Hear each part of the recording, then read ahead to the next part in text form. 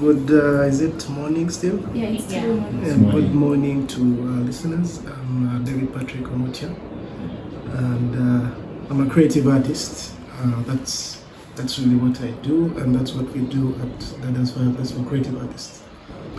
So I think as the program goes, we'll get to know more details. Yeah. David didn't come alone. David came with one person who's I call him a very happy person. He's really smiling. His name, I think he'll introduce himself. Yeah, that's why I was called by names. Hello everyone, my name is Ntungwere Gareth Ezra. I am a writer, poet, performing artist, and I am collaborating with Dada's Fireplace about the thing we're going to talk about today. I'm just so happy to be here. Nice. We're also excited to have you. You spoke about the nerves, and I'm sure our listeners are wondering, is it because of the ladies or the show? Oh my God. As he looks, he's very comfortable. Yeah, I'm spoken with for, that. so it's that show. All right, thank you for having you today. We understand you've come today to speak about one radio drama. Personally, it's my first time to hear about something about a radio drama. We've seen the television kinds, maybe the short clips also online. Radio drama, tell us what's that about? What is that? Well, radio dramas are the audio plays. Okay. I would say.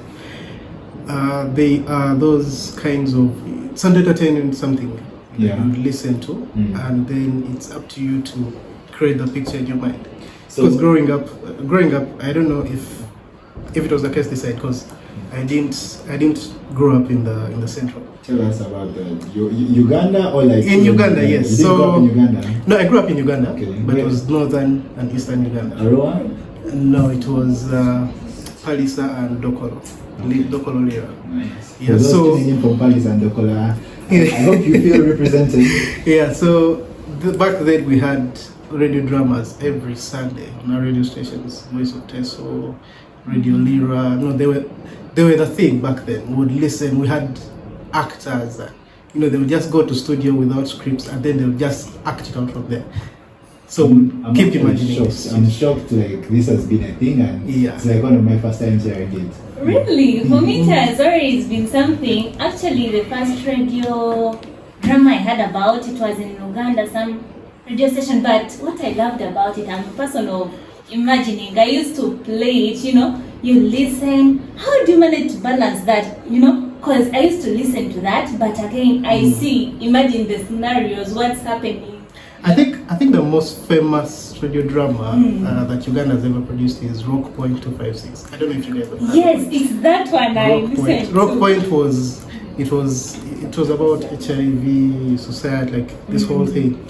It was such a big hit back then. I think then when you mentioned it, I remember something like that always airing around the World AIDS Day. Exactly. And then you're feeling such a like, Yeah. this It thing. was. I don't want to get any associated into it, and yet I feel like then that brought out a different stigma of it kind of stigmatized HIV. Back to the point, what is Dada's Fireplace? Because I understand you guys came from there. You're part of Dada's Fireplace, so Well, Dada's Fireplace is a creative arts company that we started. I think we've just recently got registered as a company. okay. So we are aiming at creating and investing in the arts, creative arts, short films, video dramas, feature films, all of that stuff. That's what we want to push for, because it's the creative industry is a lucrative space that we think the youth tuning to this show could tap into. Everyone nowadays wants to be doctors, pilots, engineers. So you guys decided to all break the this stuff. space and say, we shall be different. We shall be artists, creative artists. My thoughts are, because like for at least the CEO of Dada's Fireplace, I understand, I've seen his background before his parents, and I feel like they're a bit chill. But what were your thoughts of your parents telling them, doctor saying, I'm not there? Because I understand that, like from where you come from, most people you have to either get big political seat, become a doctor, lawyer, or don't come. Now for me, it was difficult, really. because back then most people would say this guy is going to be a lawyer because I would argue a lot. Sure.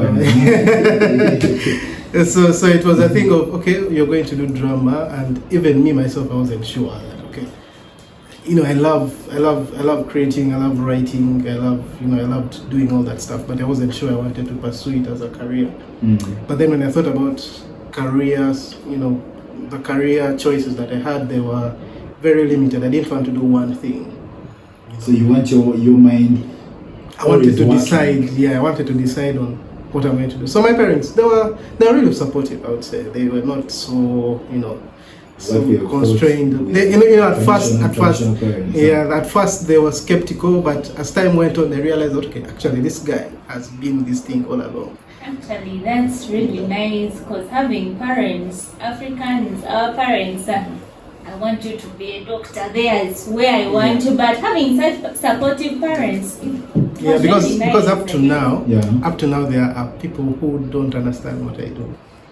Like, you tell someone, because I can just choose to tell you I'm a writer and that's it. Okay. And then you're like, okay, but what do you do for money?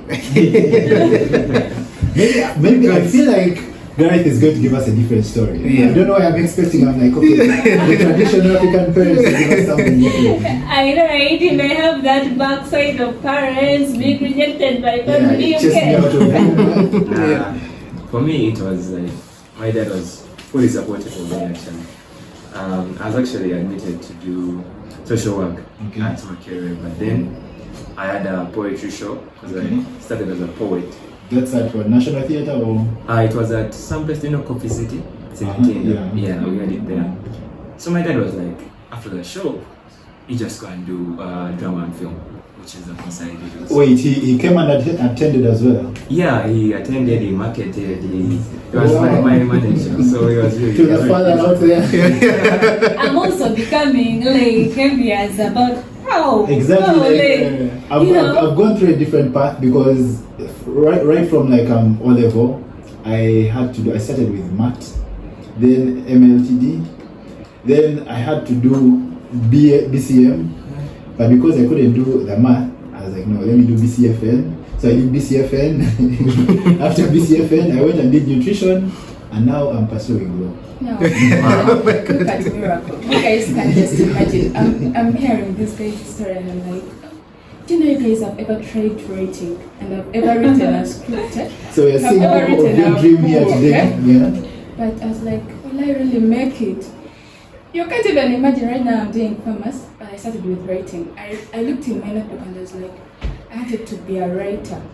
And I even wrote a certain story down, storybook. But right now I'm prescribing medicine. But these people like stayed up to their dreams.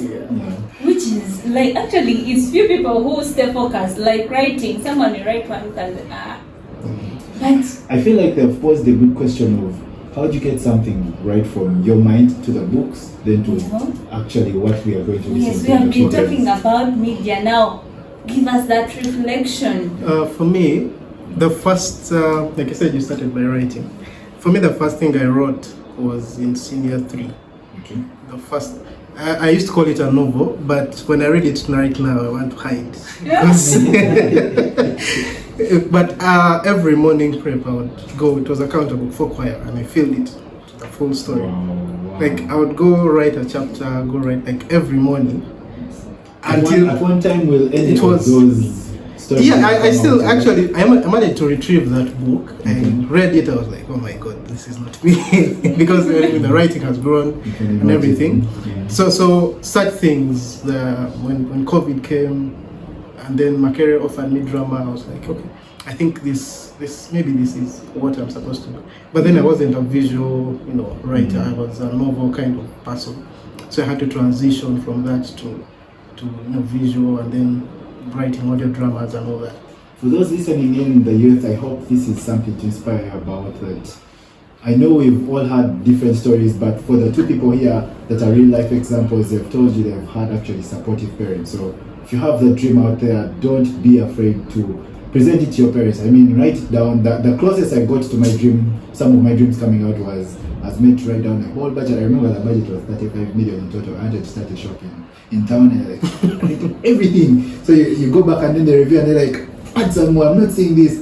Then the profits, and then it actually did not come out, but then I had the confidence. But then we are seeing people who they pushed their dream out, their parents came out to support. That gives you the mindset of parents nowadays are more open-minded, or maybe one way or another you could come in touch with these two gentlemen we have in studio and they could actually convince your parents about the dream that you have to bring it out to life. It's something I believe that can happen. Not forgetting to look up to them as your role models. Remember, in our previous shows we've been telling you, you should have role models. These people should be your role models. I'm sure you people have been looking up to these are people who write novels from outside, but right now we have people from your country, people that eat the same food like you do. So look up to them as your role models. Yeah, and for those tuning in, the show is still the Youth Talk Show. You can follow us on 0776 626 3980. If you still have any questions, send them in, send in the voice notes. We shall be reading those out at the end of the show. But for now, would love to take a short break. Gareth sent me a script. So I read it and I loved it. It was an amazing script. So I asked him, can I share it with producer Navarro? Okay. So he was like, hey, it's okay. So I sent it to Navarro and he also praised it the way I did. So I still remember the date up to now. It was 6 June, so around 8 something, 2024. So we had that meeting. We're like, man, we're going to produce this thing, because it's called Hard English. Okay. It's a story about a son, trying to make amends with his dad, and the mom has passed on. I'll leave Gareth to really talk about the background. Okay. So really have to focus on, how we. So from that time up to the year ended, we didn't do anything because we're looking for money. We're looking for the right moment. Because with creative art, you don't just do it. You need the right headspace. You need the right moment. You need the right. You need to feel that you're chemistry. You're connected to this thing. You don't just do it because I want to do this. So this year, then we hit the ground running. Like, okay, let's kickstart this project, and we did some casting. Got people on board, little resources here and there, and here we are. So it's a very wonderful audio drama that I'm really so. It's one of the things I'm so proud of. I'm really so proud of it because we've really tried to give it everything, and maybe it's up to the rest of you guys who are going to listen to. You've mentioned so much about this thing. We love to always keep positive here, but we also give the unexpected because we are authentic. Yeah. When you mentioned it so much, I felt like this is your baby. So if there's any downtown event, I'm like, this can be heartbroken. So what do you have to tell the listeners about that? Have you gone through actually an experience like that before, where you had something and it was your very best, but then it didn't turn out rightly? It happens all the time, really. Okay. Because you see, with us artists, most times we tend to do things on our own. We just want to find the right moment to do certain things, but then most of the time, especially with young artists, it just doesn't click. But you just go with it, and then until you just be consistent with it. But it happens all the time. That's interesting. Gareth, what do you have to say about it? Because your fingers were the main source here. Well, about it being received, I just pray that those that really love it, and those that don't, it's okay, because that's how it is. Even when I was doing poetry before, not everyone would like the poem you perform, and that just taught me to have a tough skin. So for me, I just hope that the message is understood, and I wrote this play based off a statement my father told me, that no matter what happens, I'll have fun. And that clicked in my head that, okay, this guy is my father through and through. This is a Yeah. question Yeah. actually. Is Had I Wish your story? No. Because you've only mentioned your father. Yeah. You don't had any background of the mother. No, Oh. I think the father was talking about something. Mm. Then, as a writer, he thought, So you imagine this, you envision this. So okay, this is the background. Originally I wanted to write a story about the whole drug cases in Chikoni, because if you've been in Chikoni, you know that it's Yeah, a lot of drug things. Yeah. I've seen a documentary about it. Yeah. Yes. So I was asking myself, oh, there's a lot of people I know that are doing drugs. I want to write something to address it. Then, as I was writing, I normally write things that are very family oriented. There's a family involved, and then I realized that we're always talking about these kids who are the ones that are the addicts and the ones that are doing the vices. What if it's the older person who is actually the person who is in this vice? How would that go?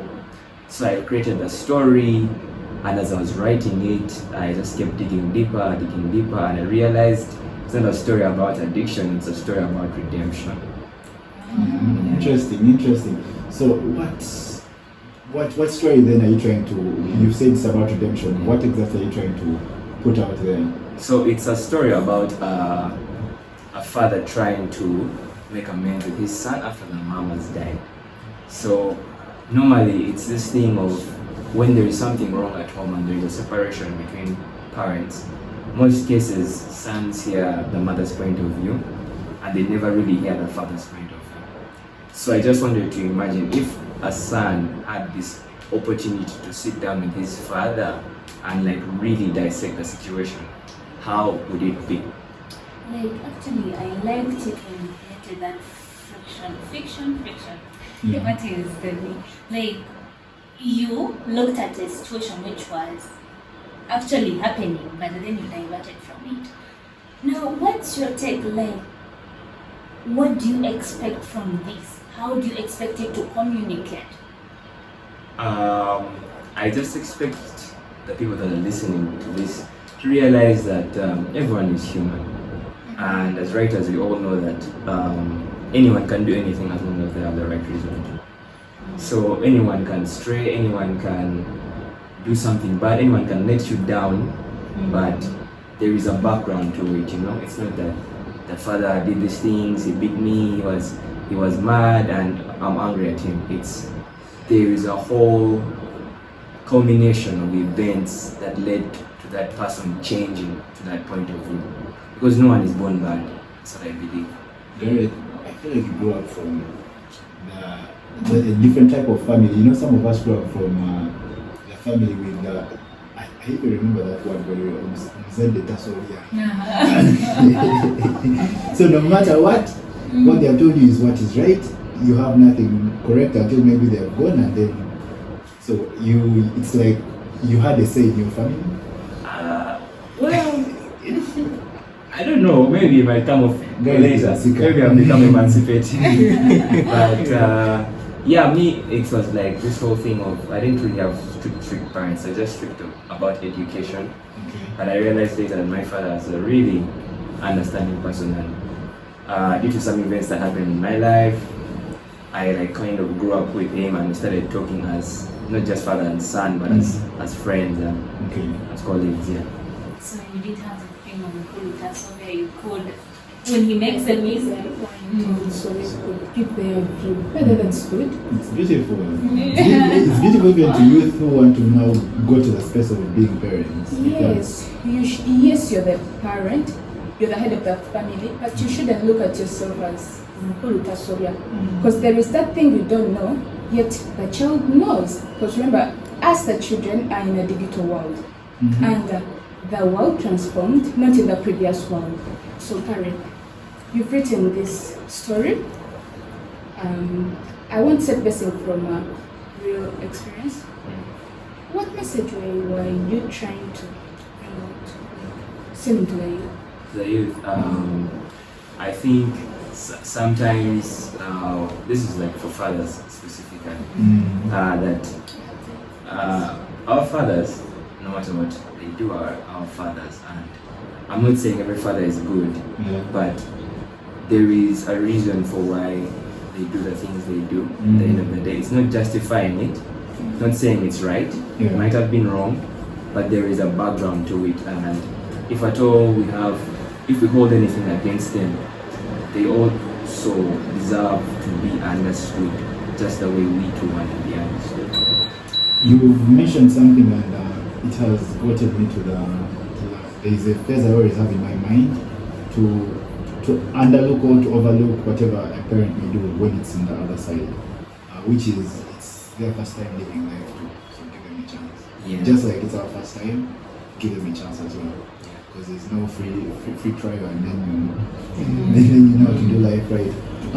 What was you mentioned? First of all, you mentioned something about collecting funds to start, much as however small it was. Give us a process of how that was, how you came up with the whole idea, and because I feel like it would first of all inspire us, but then inspire anyone out there trying to start up anything, be it any type of business. How was that process of getting the funds together? Okay, for us as Dadas Fathers, we don't have a studio. Like designated studio somewhere. No, it's not there. You know? We just Is that where the name comes from? No. Because I'm thinking it's No, Dada's fireplace. You see, back then our grandfathers we call them Dada, and then you collect around the fire to listen to their story. Oh, so You that's get where it? the So that's where it name comes from. Yeah. Dada's fireplace. Wow. Yeah. That's really nice. Yeah. So that's it's not complicated though. So in Western it would be Shazi fireplace. Exactly. Yeah. Now for us, it was a thing of, you know, who is interested, who is good enough for this thing. Because this is not the first audio drama we've done. This is the thing, the third. Yeah. What are the previous ones? So the first thing we did was Lagatha, a personal wrote. Yeah, no, I think I followed Lagatha for a while. Yeah. So Lagatha was the thing I wrote. Because the idea came to me in a bar, I was watching news and then I saw this. You were the thing. creator of Lagatha? Yeah, so I saw this thing and like, I think this would be a good story. So I wrote the script even there and then I sent Navarro and everything. But then for us it's a thing of, okay, we have a script and we have because we just have some microphones and then we find a quiet space. It can be my place, it can be Giovanni's place, can be Gavas's place, a place that is convenient enough for recording. And then, you know, we call our creative, fellow creatives and say, okay, we have this production, we have this script, and we want to do it, and we feel like you're the right person to do this. I wanted to ask this part. Do you have, for those dramas we watch on TV, they have characters like different people. For you, yours is more of voice. Yeah.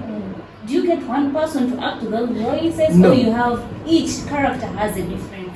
That's what I was getting. So we get different people. Yeah. So let's say there is like now in Hada English, there's a father, there's a mother, there are doctors. So we get all those guys. Okay. And then we give them the roles, assign them roles, and then give them scripts. They go, they read, they rehearse. Then when we feel they're ready, we record. That's how it is. But then, as you're recording that, as you're doing that whole process, you have to be what you call being in character. You have to convey those emotions through your voice because no one is seeing what you're doing. Because if we're saying you're beating someone, right? I remember in Lagatha there was a scene where we had a bar fight. So we actually convinced these two girls to fight. Yeah, as we were recording the voices. So they actually fought. Now, I don't know whether it's Lagatha or some other that had sexual scenes. Yeah, that one. That's why it's popular. So it had the whole ones. But with Hada English, it's really a family show, a family drama. It's family friendly. Not really. It's a family show. You just, if you're a father, if you're a son, if you're whichever position you're in the family, just put the when on third you just put the radio there and call everyone and listen. You don't have to be scared of. So my question is, can the kids tune in? Exactly. Yeah. It's actually very good for the kids. Now I'm still wondering. You're talking about voices.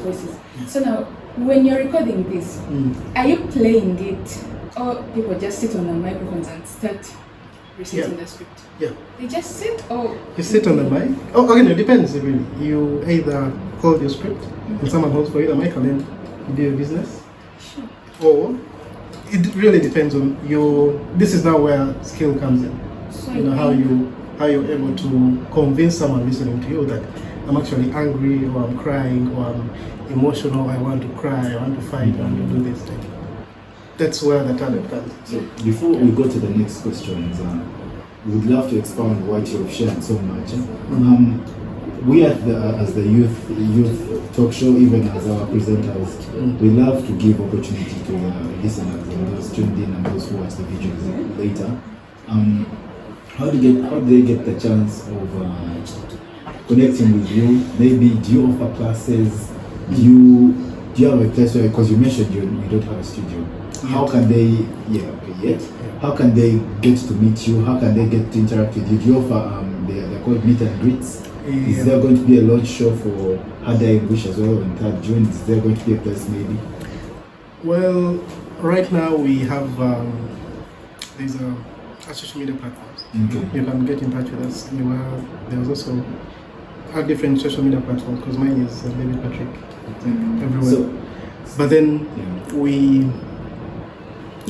there are plans we have of having a meet and greet for Harder English, where you guys come and listen and feel the show how we want. Because sometimes also with these pieces, there's a way we do them. I don't know. Let me take you to, like, you've seen cinema. Yeah. You've gone to cinema. There are films you see in 3D. Yeah. There are films you see in 3D and the film you see on your PC. It's not the same experience, right?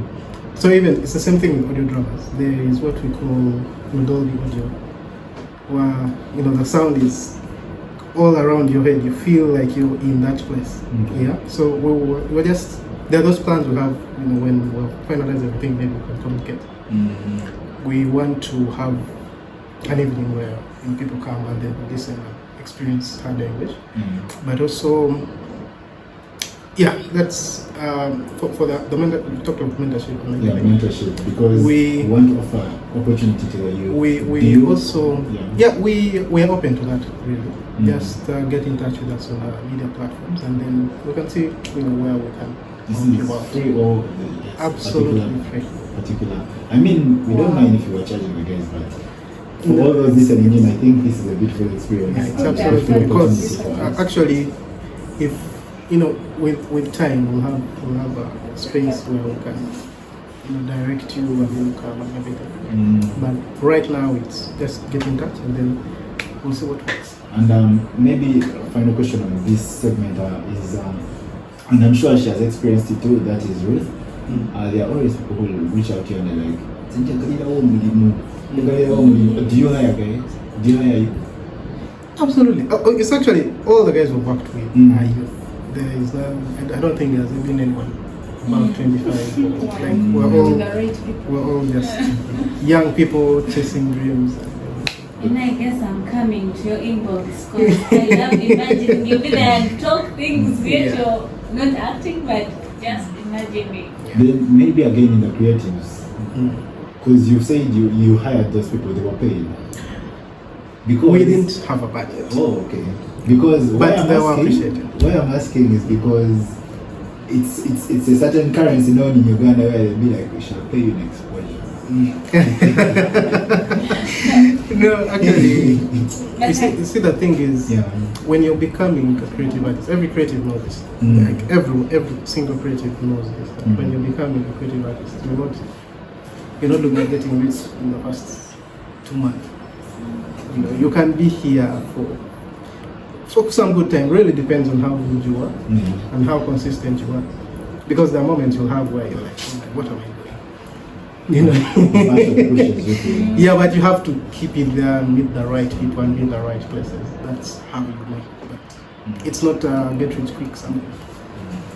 Maybe one more question before we go in for a short break is how do you deal with that patience where you're releasing something and it's taking, because you mentioned you have like 3 more things you've released, it's taking its time to take off.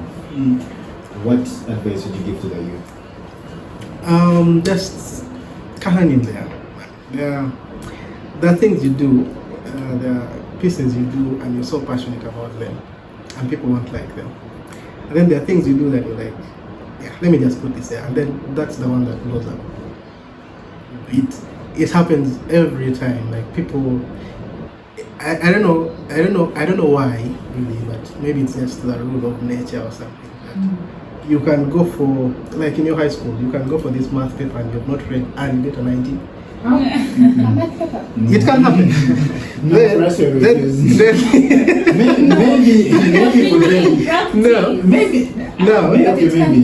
It can't be a math paper. So I'm giving you an example, right? Yeah. So you'll get a 90 in that paper. You're not prepared. You're even shocked. It's the way you're shocked right now. You get it. And then there's this paper you read for a whole week, morning and night, and then you get a 50. Chemistry. That's how art is. You can have a very well organized story and everything, and you're like, I think this is the one that launches me, and then it just doesn't get it. Well, for those listening in, you've heard the key is consistent. How do you guys make the money in this place? I'll be honest with you, I don't like videos.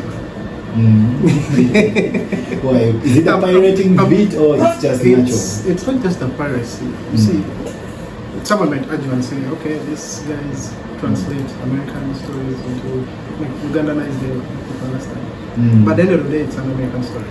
Okay. There's no way you're going to tell me there's a John Ramos situation that's going to happen. It just doesn't. It's at the end of the day, it's an American story. You see, when you mention that, I feel like you're attacking your own because I read videos like in the radio drama kind I don't know. This just talking. For me, it's like DJs. They make the story. What should I say? They add soup. So they give They dilute it. Because remember, it's American. Remember, they will say a word he won't be able to understand. That's when he will come up with his own word, not even related to that thing. Now, But this is diluted. But doesn't that give the creative more audience? No, okay. The thing is, Actually, that's why I love clear copy. the thing is, if I've written a story about education, and it's a funny happening at school and everything, then the video will come and narrate it, because they are going to narrate it as, now if I named my character John Bosco, they'll call him Mukasa. But there are reasons why I gave them those names, and there are pieces of dialogue I want the audience to hear that connects with the story, but you're going to chop it into this perspective of, this is what I want people to see. I want them to enjoy it. Because, I mean, films are not about all about enjoying it. It's fun, it's exciting. Sometimes people want to cry, people want to feel scared, people want to be disturbed in a way, and it's very important that you experience that film as raw as it is. Most times I have problems with my brother because he wants to watch. You watch something in a very low volume, and me, I want to listen to everything, every sound. You're one of those people that even they go back if they've not had something. Exactly. I want to feel the story. I want to experience it. I don't want you to tell me now. I'm spoiling. No. So I'm guessing you wouldn't enjoy watching a movie with your lady, because she's asking, what does that kid do? Is it a bad guy? No, not really. But mothers also. But that's really it. And these are just my opinions. I'm not imposing them. This is just what I've felt. I mean, I've grown up seeing, watching translated stuff. They didn't exist. I was like, this guy, there was this Indian film, China show, what, and then narrated it, and it's just that he's fighting about the girl and everything.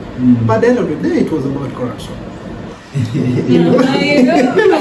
So why? Like, people miss out the message and they focus on he fought for the girl, but then it was about corruption. I mean, that's my problem.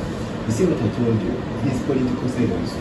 Actually, I knew from the beginning we would both. Like, it's beautiful. clear copy. We come back again to the question I asked. Yeah.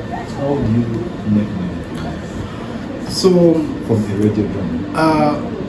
no, like we mentioned last time, you can have because there are many avenues.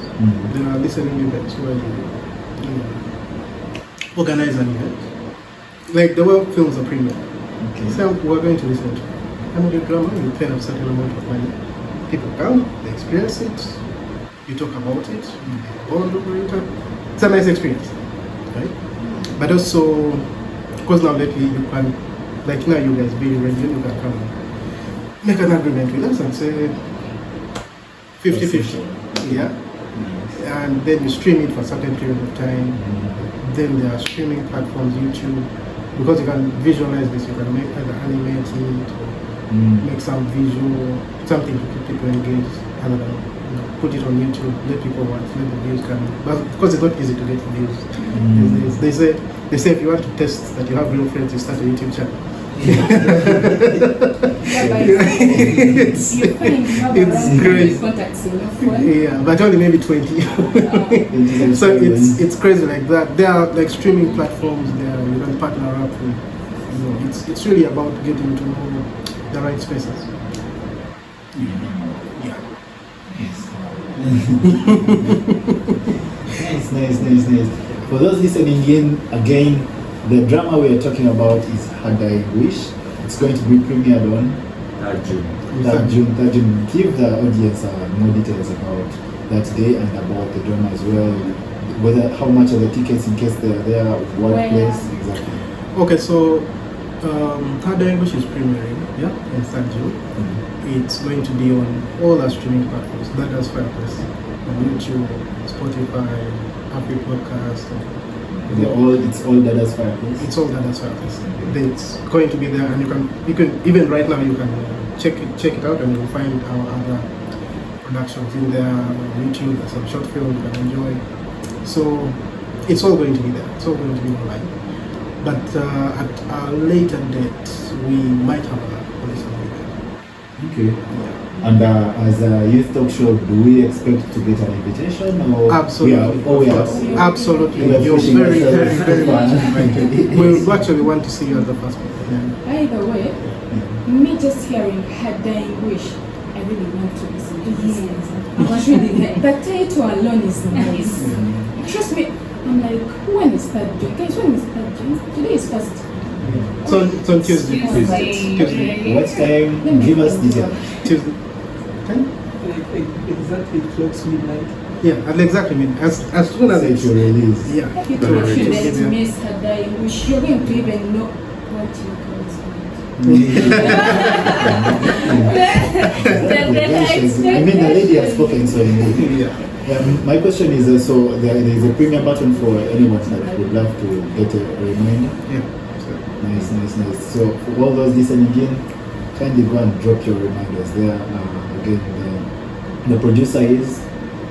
Producer is Avala Giovanni Mola, and I'm a co-producer.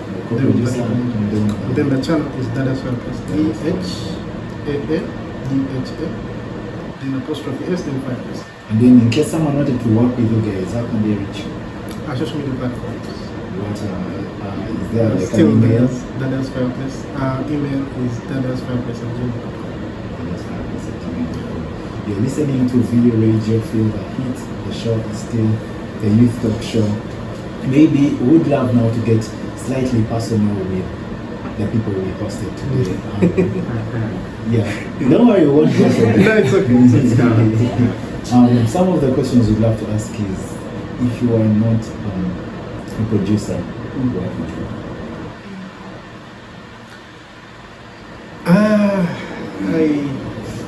I think I would be a journalist.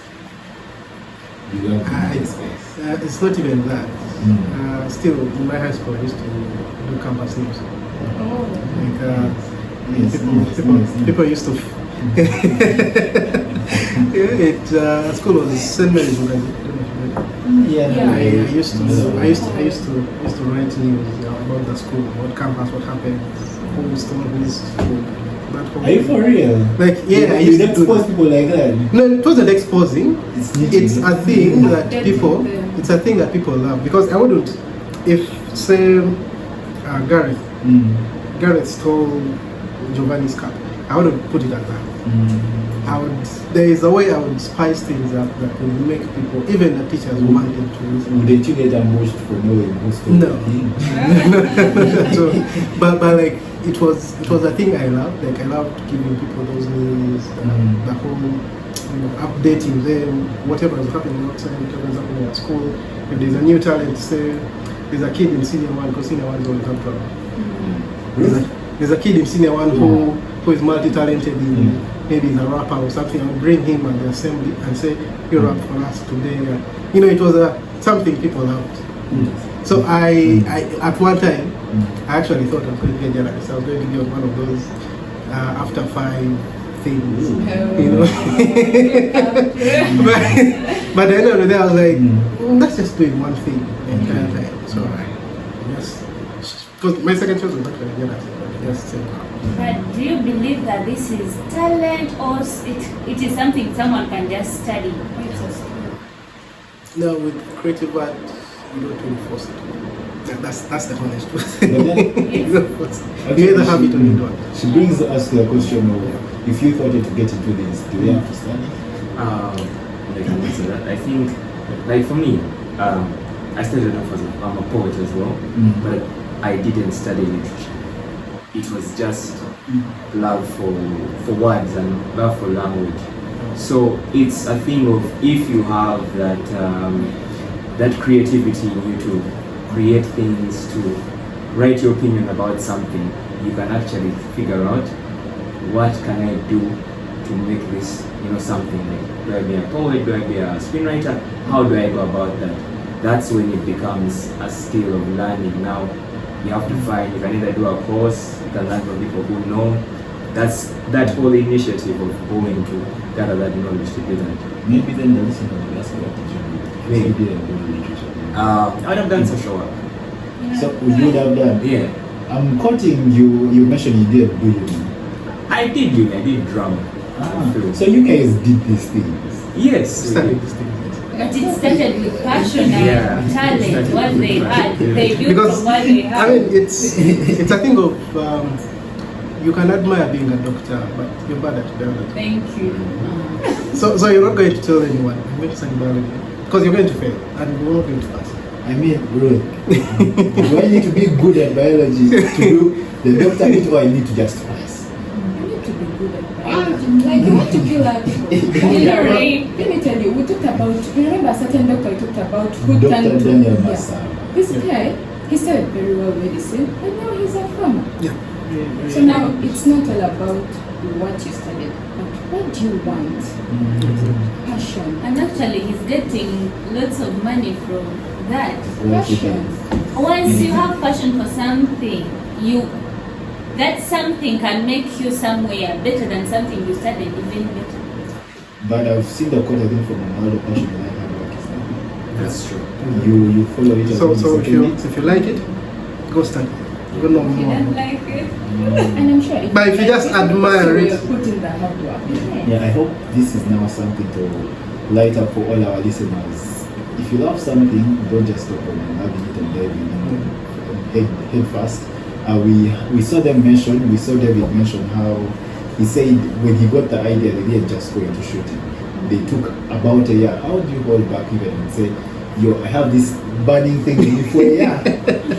365 days, every day and night, you're like, now I'm already making money on it, but you have to take your time, get the funds, start shooting. How long did the shooting process take? we took 5 days. Oh. About 5 days. Yeah, about 5 days because we had to do recording and then we had to do scoring and then finalizing the pieces and everything. Yeah, So it took some time. how long is the drama? It's about 40. 44. Yeah, 44. Minutes.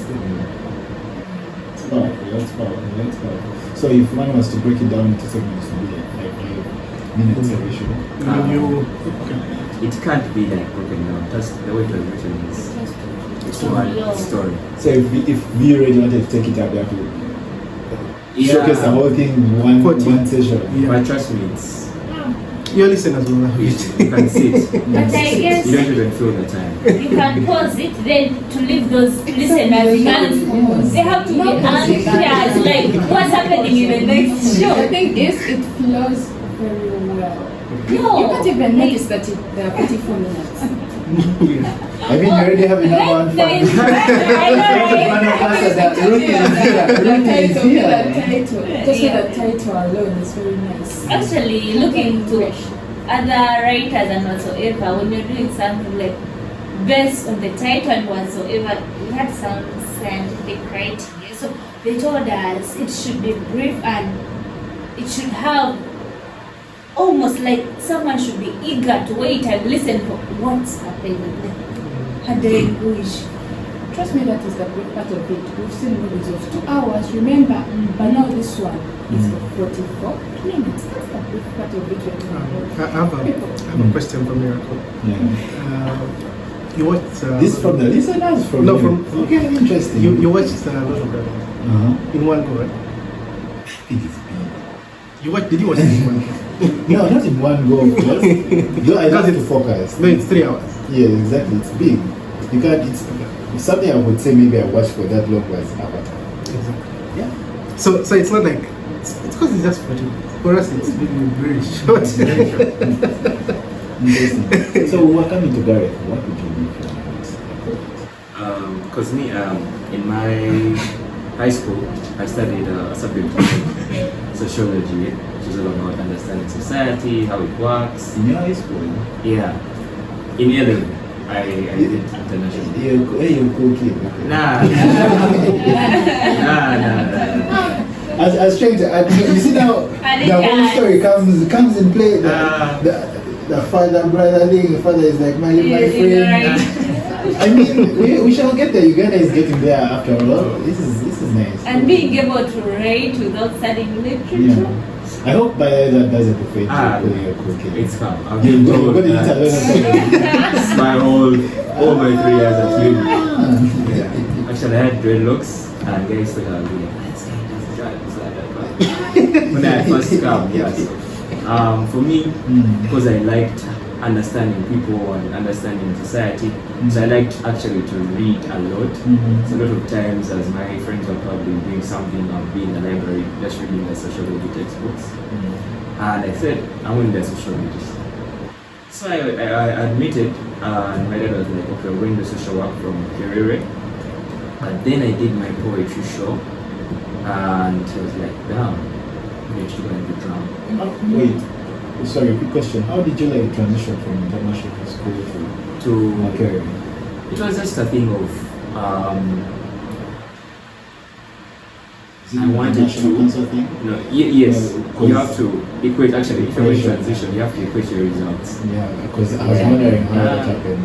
Yeah, but the whole reason I did it is because I wanted to actually study for me. You know, I You get- refused to go out. That's another story. Oh.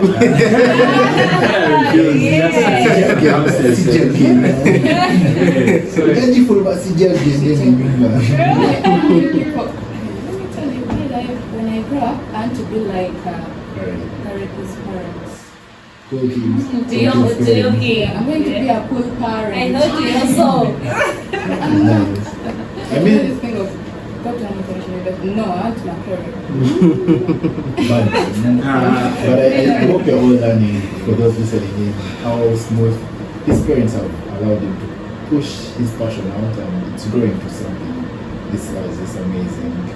It's good to know that there are actually people open-minded out there and willing to go into this. And maybe deeper questions: did your parents invest into this venture as well? Put some money for the startup?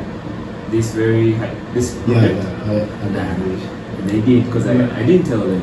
It was just, I think me and Valo and David were discussing, and we found people who understood that we didn't really have the funds. The cast, thank you to the cast, actually, I want to thank them so much. They were really accommodative. Actually, I would like to ask, how did the three of you come up and say, like, you had matching ideas and you're like, let's do this? Were you friends? Like, The common thing, the three of us, it's that we were all at PAF, Department of Performing Arts. So that's where we met. So when you're at PAF, you're always doing, you're always meeting, you're always connecting. So I met Gareth during my third year college. That's when I first saw him. Oh, this guy, he used to go do poetry at there's a space called Poetry. Yeah. So I see him there. Then I was with Naval in the same class, like year one, the whole thing. So that's where I started from. That's where the connection started. So along the way, I called him for London. I called him for my first play. And he was very, very willing to do it. He loved it. He invested his time in it, and I was like, okay, I think this is someone I can definitely work with. And he sent me his script. When it was done, he sent it to me saying, can we produce this thing as well? And I bought the idea, presented it to Lavalo, and here we are. That's interesting. So, but that took a year. to collaborate. No, to bring to look at it, took us a while. Because we met we had a first meeting on 6th June last year, and it's premiering on 3rd June this year. So that's 3 days late.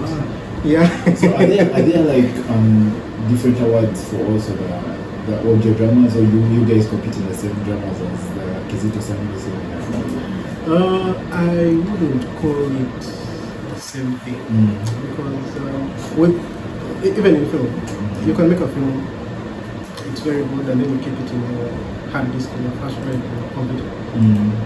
No one is going to say, well, want the other film to win an award. You have to send it to the awarding body. So it's not a thing of we've done it, so it must win. If you haven't sent it to them, I mean, I don't know if there are bodies that just choose these things. But from what I know is that you have to send it there, and then it's selected, and it's nominated, and then it's awarded. So like with Lagatha, we sent it to the UK International Theatre Drama Festival, Radio Drama Festival, and it got selected as well. So we had to, be there. It was an international platform for us. I mean that was big. That was really big. And so that's just how it is. You have to do the work, but also put it out there, market it. Yeah.